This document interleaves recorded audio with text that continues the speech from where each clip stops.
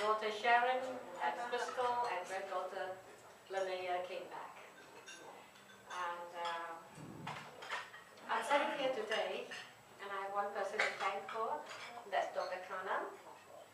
About 5-6 years ago, he insisted he had to admit me. And I only went for checkup because I had some breathing problem. I had heart problem previously. And then he said, you know, I have to admit you. I said, no, I only came for a checkup. And he says, no, I have to admit you.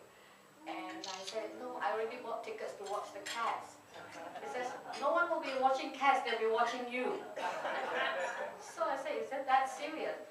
Then after that, of course, I got admitted.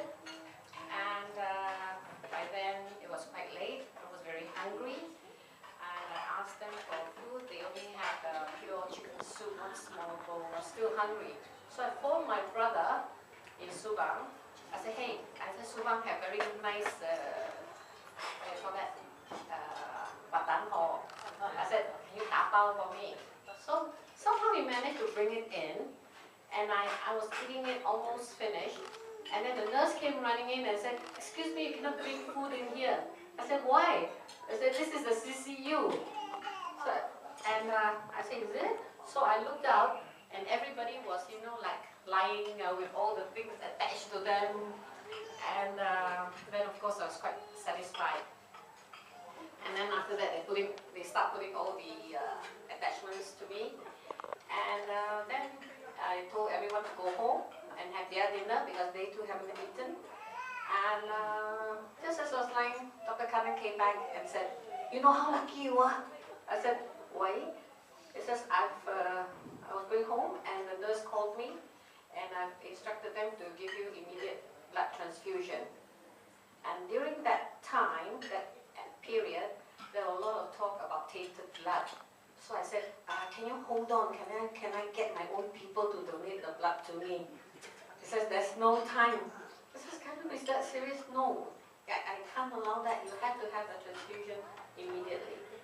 So, you know, I had 5 pints of blood transfused because my blood count went very, very low. Early next morning, came back in the room and said, you know how lucky you are? I said, you said that last night. And he said, you know the uncle up there must love you very much? I said, he's my father up there. So he says, people don't survive at that such a low blood count. And he said the only time he had a patient who survived 15 years ago was an oral athlete. So I'm thankful to him today that because of his insistence that I am alive today. Thank you. Thank you. And I wish everybody good health and happiness. And those who have not reached 60, that you will enjoy the 60 like I am doing tonight. And those who have passed, may you look forward to your 70 like I will be doing. Right? Thank you. Bye.